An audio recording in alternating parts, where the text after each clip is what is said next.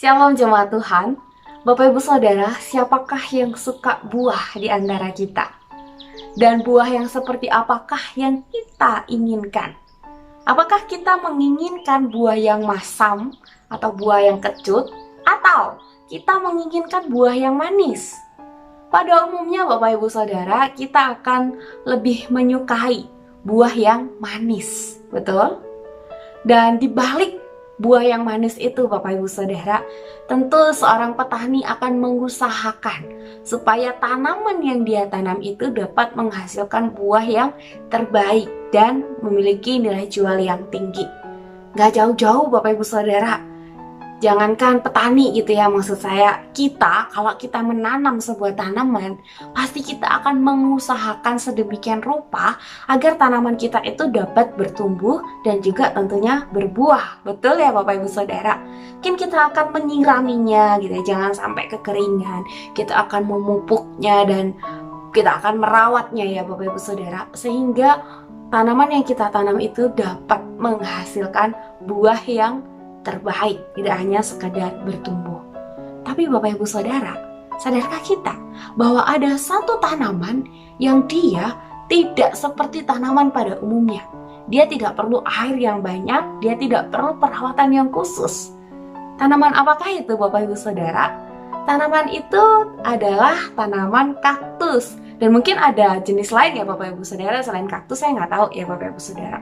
Tetapi tanaman kaktus ini Bapak Ibu Saudara tidak seperti tanaman pada umumnya Bapak Ibu Saudara. Nah Bapak Ibu Saudara, dalam hal ini Bapak Ibu Saudara, bagaimanakah dengan pertumbuhan iman kita? Apakah mungkin selama ini kita menganggap dan mengatakan bahwa saya akan bisa bertumbuh kalau suami saya ini mendukung saya, kalau istri saya ini mendukung saya, kalau anak-anak itu mendukung saya, kalau suami saya ini bisa aja memimpin keluarga ini, mengajak setiap kita untuk bisa berdoa dan baca Alkitab.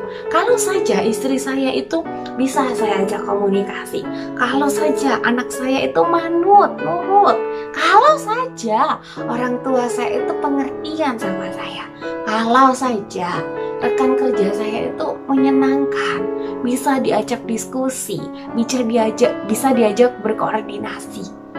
Dan mungkin kita katakan, jika keadaannya sebaliknya, suami saya nggak mau baca Alkitab, nggak mau berdoa, istri saya diajak ngomong bawaannya marah-marah terus, anak saya juga diajak komunikasi dua arah tapi dia diem aja atau bahkan malah nyolot gitu ya. Orang tua saya ini nggak bisa ngertiin saya, rekan kerja saya ini menjengkelkan, orang-orang di sekitar saya ini bener-bener deh nggak bisa diajakin untuk berkomunikasi dengan baik.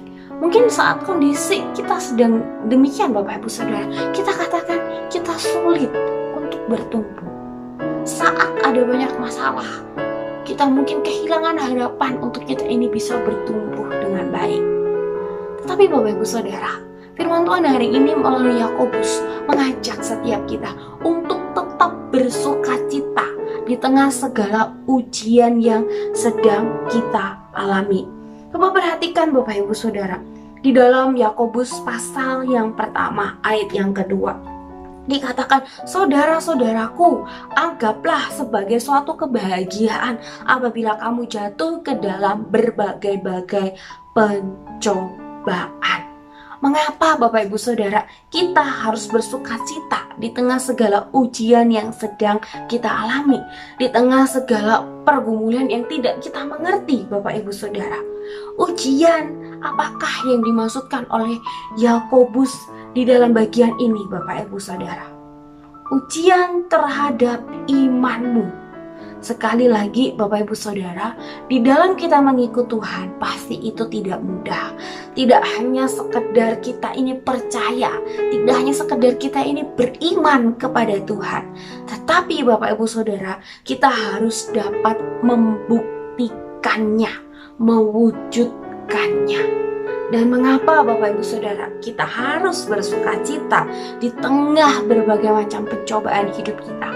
Lihat di dalam ayat yang keempat, Di dalam ayat yang keempat memberitahu kita alasannya, bahwa ujian imanmu itu membuatmu untuk bisa menjadi sempurna dan utuh, tidak akan kekurangan suatu apapun. Maksudnya apa, Bapak Ibu Saudara? Menjadi sempurna, Bapak Ibu Saudara, bukan berarti menjadi tanpa cacat dan celah. Bukan berarti bahwa seseorang tidak akan lagi berbuat satu kesalahan. Enggak, Bapak Ibu Saudara.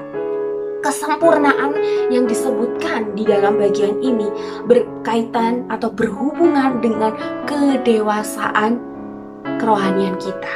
Kedewasaan rohani adalah kehidupan yang berlimpah. Tidak kekurangan suatu apapun, itu mencakup hikmat, kuasa, dan kasih rohani. Dengan kata lain, Bapak Ibu Saudara, ujian bisa membantu setiap kita untuk bertumbuh secara rohani, semakin dewasa di dalam kerohanian kita. Jadi Bapak Ibu Saudara, ketika kita mengalami ujian, ketika kita mengalami satu pergumulan, mari Bapak Ibu Saudara, kita tetap meyakini akan kebaikan Allah yang tidak pernah berkesudahan. Dan mari kita menjalani pergumulan hidup kita bersama dengan Tuhan. Dan lihatlah bagaimana Tuhan akan menolong dan memampukan setiap kita. Sehingga semakin hari, semakin kita bisa semakin dewasa di dalam Tuhan. Kita tundukkan kepala, kita berdoa.